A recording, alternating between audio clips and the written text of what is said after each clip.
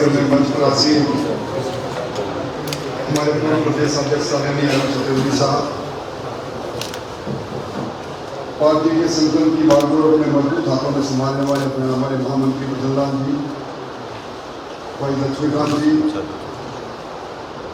जिलाध्यक्ष संजय इंदिरा जी, हिंदुस्तान की सबसे बड़ी पंचायत में यहाँ के प्रदीप करने वाले स्वामी स्वेदानंद जी, यहाँ के सर्वमान्य नेता प्रेम सिंह जी, हमारे बंसीधर जी, जागर जी, रतन जी, गोवर्धन जी, आदरणीय हरिराम जी, दिनेश जी, दिनेश जोशी साहब, विष्णु चेतानी साहब, उपस्थित प्रधान, पूर्व प्रधान और जिले में जिनको भारतीय जनता पार्टी के रूप में अपने संघर्ष से पहचान मिली है, ऐसे सभी प्रमाणित कार्यकर्ता बंधुओं और मित्रों,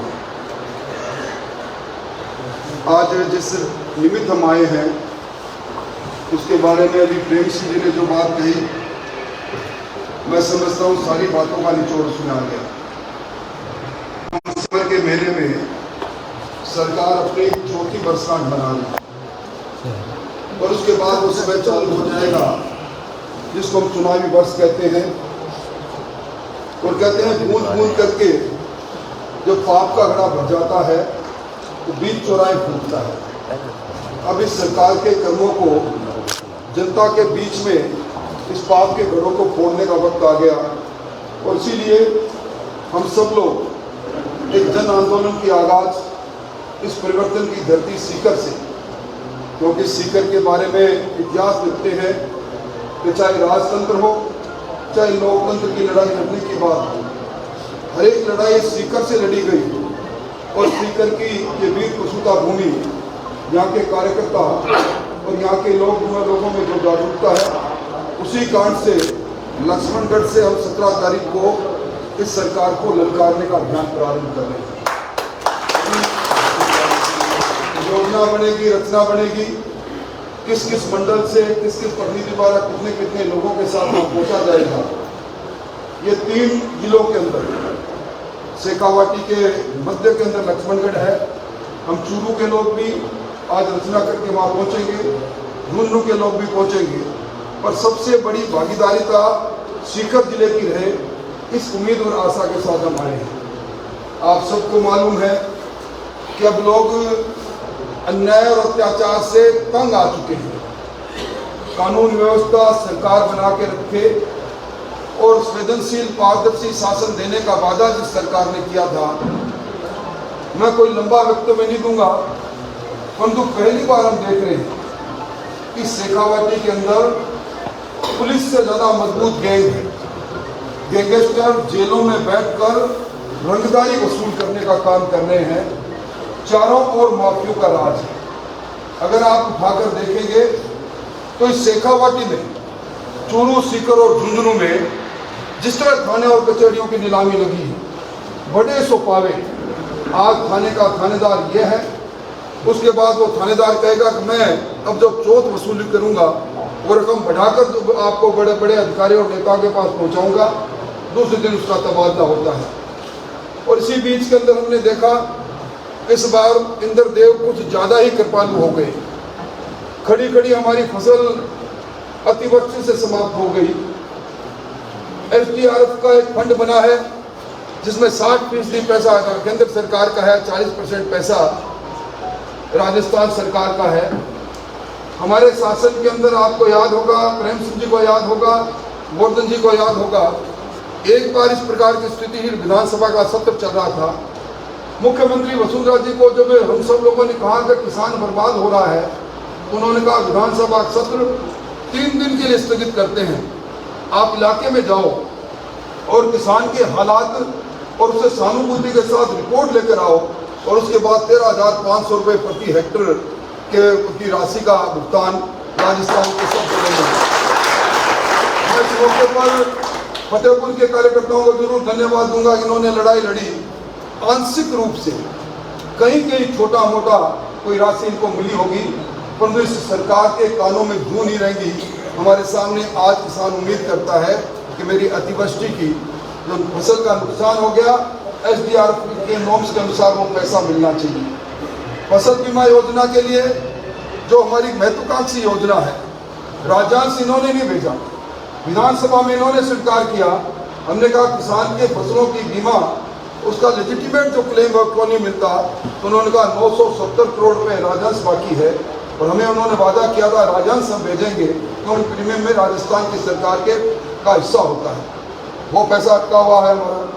और कर्जे के बारे में मैं लंबी बात नहीं कहूँगा, परंतु कर्जा जिस आधार पर यह सरकार सत्ता में आई, आज भी scheduled bank, notified bank, national bank, इन बैंकों से जिन किसानों ने कर्जा लिया उनकी संख्या छोटी मोटी नहीं, 18 लाख किसान है। सहकारिता बैंक से लिया वाला किसान है। इन 18 लाख किसानों के लिए विधानसभा में एक बार नहीं 3 बार मुख्यमंत्री जी ने कहा कि हम वन टाइम सेटलमेंट करेंगे और किसान को इन बैंकों से सेटलमेंट करके 31 मार्च 2018 तक किसान के पर जो फसली ऋण का कर्जा था उसको चुकाएंगे। कल्ला कमेटी बनाई और मैं समझता हूँ वो कहाँ ताले में बंद हो गई। आज रोडा एक्ट में किसान की जमीन नीलाम होनी प्रारंभ हो गई। आप अगर सीकर में भी कोशिश पता करोगे तो सैकड़ों किसानों के खाते एनपीए होकर उनकी जमीन नीलाम हो गई। आज मैं बिजली की बात करूं, वादा किया था बिजली की दरें नहीं बढ़ाएंगे। अभी हम सब लोग किसान लोग हैं, एक एडिशनल सिक्योरिटी का एक बिल आपके सामने आया होगा। फ्यूल चार्ज के नाम पर 24 पैसे इन्होंने किसी तिमाही से बढ़ा दिए। अडानी टैक्स के नाम पर कोयले की खरीद की दरों में अंतर आया और सुप्रीम कोर्ट में मामला गया, इन्होंने पैरवाई नहीं की और 7 पैसे प्रति यूनिट 60 महीने के लिए राजस्थान के 1,39,00,000 उपभोक्ताओं को देना पड़ेगा। इस सरकार की हालत, विकास के नाम पर घोषणाएं दर घोषणाएं। और आज जिस निमित्त हम लोग आए हैं, राजस्थान में सर्वाधिक उत्पादित बाजरा होता है। 67 लाख हेक्टेयर के अंदर ये उन्होंने इस बार मिलेट्स के लिए, मोटे अनाज के लिए ये घोषणा की, साल घोषणा किया, ईयर ऑफ द मिलेट्स घोषित किया गया। पूरे मुल्क में, पूरे देश विश्व में इस बाजरे के साथ मोटा खाद खाना चाहिए, उसके लिए अलग अलग चर्चाएं चली। हमारे पड़ोसी हरियाणा में 2350 रुपये प्रति क्विंटल से आज बाजरा खरीदा जा रहा है। उत्तर प्रदेश में 2350 रुपये प्रति क्विंटल न्यूनतम दर पर बाजरा खरीदा जा रहा है। गुजरात में बाजरा खरीदा जा रहा है, बिहार में बाजरा खरीदा जा रहा है, राजस्थान में सरकार नहीं खरीदी। सर्वाधिक उत्पादित बाजरा हम करें। मैं जहाँ से आता हूँ, हमारे बिल्कुल साथ में हरियाणा लगा है, वहाँ अब हमारे बाजरा बाजार में आना प्रारंभ हो गया। 1300, 1400, 1400, 1500 आखिरी, और वहाँ 2350। पिछली बार भी हमने बात उठाई थी। पिछली बार 6000 करोड़ का फटका लगा था बाजरे की फसल में न्यूनतम समर्थन मूल्य नहीं मिलने के कारण। इसी कांग्रेस ने घोषणा पत्र में लिखा था, जन घोषणा पत्र में, किसान को न्यूनतम समर्थन मूल्य पर उसके इन्होंने घोषणा की थी। किसान का वोट लेने के लिए जिस तरह कर्जा माफी की बात इन्होंने की, इन्होंने घोषणा की थी। केंद्र सरकार ने लिख कर दिया कि एमएसपी तय हुई है बाजरे की, बरसों बाद तय हुई है। पिछली बार 2250, इस बार 2350, पर सरकार खरीद नहीं रही है। अब आज किसान जार कर रो रहा है। जहां भी आप बात करोगे, किसान उम्मीद करता है कि मेरी आवाज तो बनो, और इसलिए अपन सब लोगों ने ये तय किया। हम वहाँ जयपुर में बैठे, कोर कमेटी में बैठे, अध्यक्ष जी के साथ बैठे, प्रभारी जी के साथ बैठे, और ये तय हुआ कि बाजरे की न्यूनतम मूल्य पर खरीद राजस्थान की सरकार करे। केंद्र सरकार ने पत्र दे दिया, उसके बाद भी नहीं कर रही। इसके लिए आंदोलन का आगाज करना है, और वो आंदोलन हमने शेर की मांग में जाकर शेर को ललकारा है।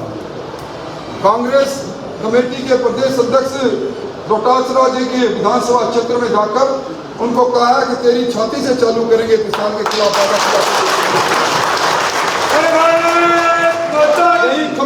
करेंगे। कब आज आंख से आंख मिलाकर राजस्थान का किसान आवाज अपनी मांग के बारे में सवाल जवाब कर रहा है। इसलिए ये आंदोलन सामान्य आंदोलन नहीं है, लावणी का समय है, हम सबको मालूम है। इसलिए हम सब लोगों को इसमें मैं निवेदन करना चाहूँगा कि इस बार, क्योंकि हम अब दोबारा जब मिलेंगे तब चुनावी साल प्रारंभ हो चुका होगा। ये चुनावी साल की पूर्व महीने का पहला आंदोलन होगा। इस आंदोलन की आगाज की गूंज देश के कोने कोने तक जाए, इसके लिए तैयारी हमें दम ठोक कर करनी है।